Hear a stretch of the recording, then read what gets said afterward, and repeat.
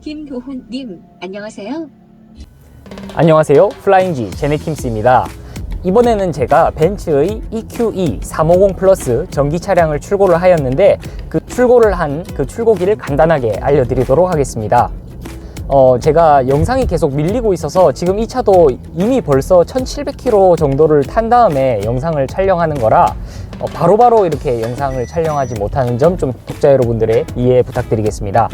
일반적인 벤츠 차량을 만드는 메르세데스 벤츠, 그리고 그 벤츠 승용차에 좀 더 고급감을 가미한 메르세데스 마이바흐, 그리고 그 일반 벤츠 차량을 좀 튜닝해서 또는 그 독자 모델로 출시를 한 고성능 모델인 메르세데스 AMG, 전기자동차 전용 브랜드인 현대로 따지면 아이오닉 전용 브랜드처럼 전용 브랜드인 메르세데스 EQ가 있습니다.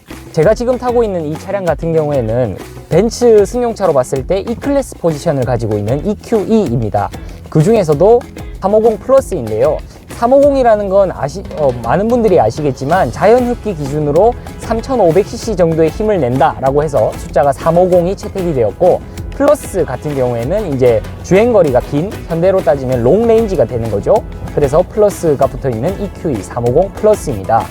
아이오닉 6를 타고 있었는데 제가 그 아이오닉 6를 타다 보니까 전기차만 벌써 아이오닉 5, 아이오닉 6, GV60 이렇게 세 대를 경험을 하면서 전기차가 가져다주는 여러 가지 장점들이 더 매력적으로 다가오게 되었습니다.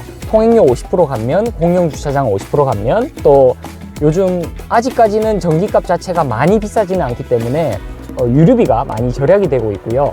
그리고 EQE에는 MBUX를 비롯하여 이렇게 센터 디스플레이가 적용이 되었기 때문에 이전에 제가 탔던 수많은 벤츠 차량들과는 약간 디자인적으로 느낌이 달라서 또 새로운 또 감성을 느낄 수 있지 않을까, 그런 게 가장 컸고요. 만약에 이게 실내가 진짜 이 클래스처럼 그 대칭형의 디스플레이를 적용을 했다고 하면 과연 구매를 했을지 그거는 잘 모르겠습니다만, 제가 이 차량을 구매하기 전에 비교했던 차량은 BMW M550i 그리고 제네시스 G80 전기차입니다.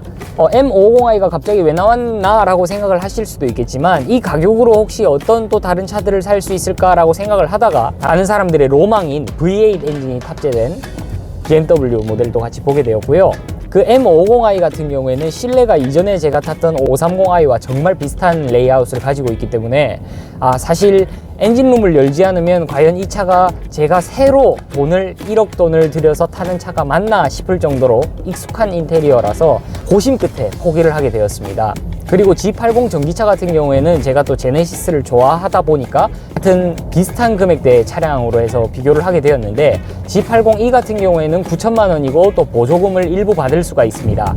하지만 가장 큰 단점이 충전구가 앞에 있어서 아파트 지하 주차장에서 충전을 하기에는 후진 주차로 해야 되는 경우가 대부분이라서 좀 많이 불편할 것 같다라는 생각이 들었고요. 또 제가 G80 RG3 2.5T 차량을 지금 이미 보유를 하고 있기 때문에 전기차냐 내연기관차냐의 그 차이를 제외하고서는 큰 차이가 없는 것 같아서 제외를 했습니다. 차를 살 때 스피커를 되게 중시하는 부분인데, 이 국산차 같은 경우에는 제가 별 생각 없이 DSP 앰프도 교체를 하고 스피커 알가리도 하고 해서 지금 GV60, G80, G90 전부 다 만족을 하면서 타고 있습니다만, 외제차 같은 경우에는 경험해 보신 분들은 아실 겁니다. 어떤 부분으로 보증 태클이 걸릴지 몰라서 웬만하면 순정 시스템이 좀 좋은 차를 타고 싶다, 이런 생각이 좀 강하게 들었습니다. 그런데 EQE 350 플러스 같은 경우에는 부메스터 3D 사운드를 기본적으로 채택을 하고 있고, 앰프 출력 자체는 700W 정도로 크게 높은 편은 아니지만, 사실 이게 700W라는 게 다른 브랜드 보면 1000W, 2000W 이런 것도 있어서 700W가 작지 않을까라고 생각을 하실 수도 있겠지만, 이게 또 개별 채널당으로 계산을 했을 때는 부족한 출력이 아닙니다. 그래서 EQE 350이 좀 더 와닿게 되었고요. 전방 그릴에 벤츠 로고가 있는 건데, 저는 이게 기본 옵션인 기본 사양인 줄 알았거든요. 근데 이게 기본 사양은 그냥 벤츠 로고도 없는 그냥 검정색 그릴이라고 합니다.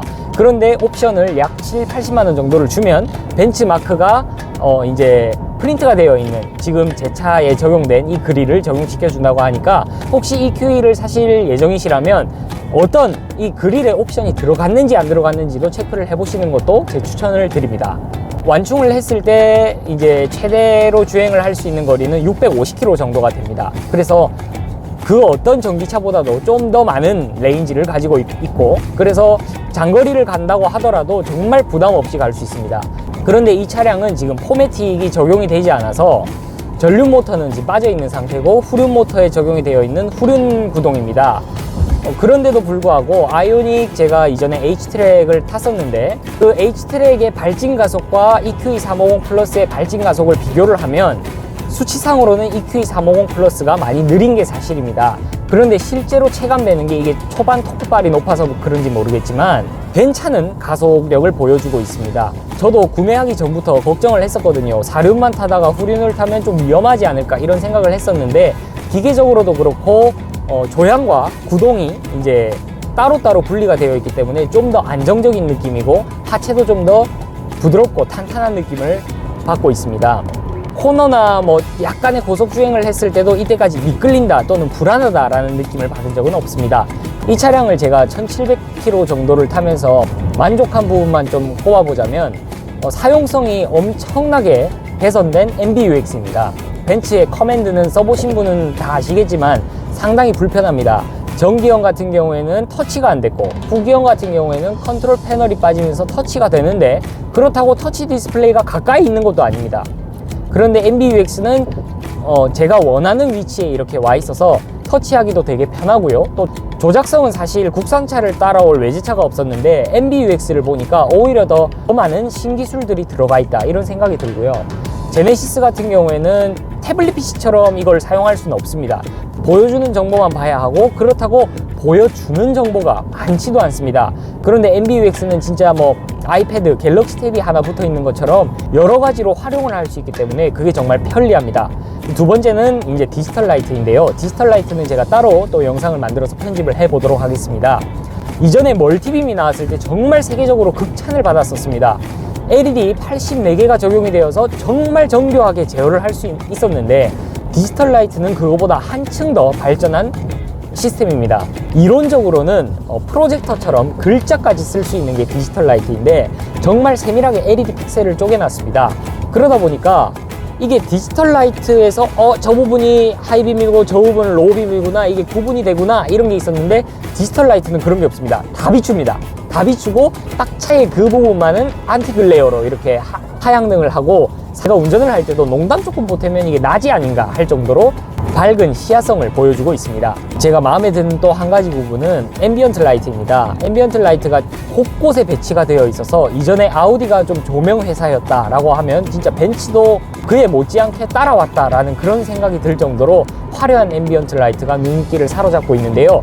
보시다시피 이쪽 도어 트림에 앰비언트 라이트가 대시보드를 타고 반대편 도어 트림까지 이어지게 되는데, 지금 영상에서 보이실지 모르겠지만 앰비언트 라이트가 움직입니다. 이런 무빙 앰비언트 라이트를 기본으로 적용을 해줘서 이전 세대의 벤츠와는 또 다른 그런 색다른 느낌을 받을 수가 있고요. EQE350 플러스에 대해서 궁금하신 점이 있으시면 언제든지 댓글 남겨주시면 답변을 드리겠습니다. 그리고 전기차 콘텐츠 특성상 보조금을 여쭤보는 분들이 많으신데, 이 차 같은 경우에는 옵션이 없이 그냥 노멀한 EQE350을 선택을 했을 때 1억 한 400만 원 정도가 되기 때문에 보조금은 지자체든 정부든 보조금은 일체 나오지 않습니다.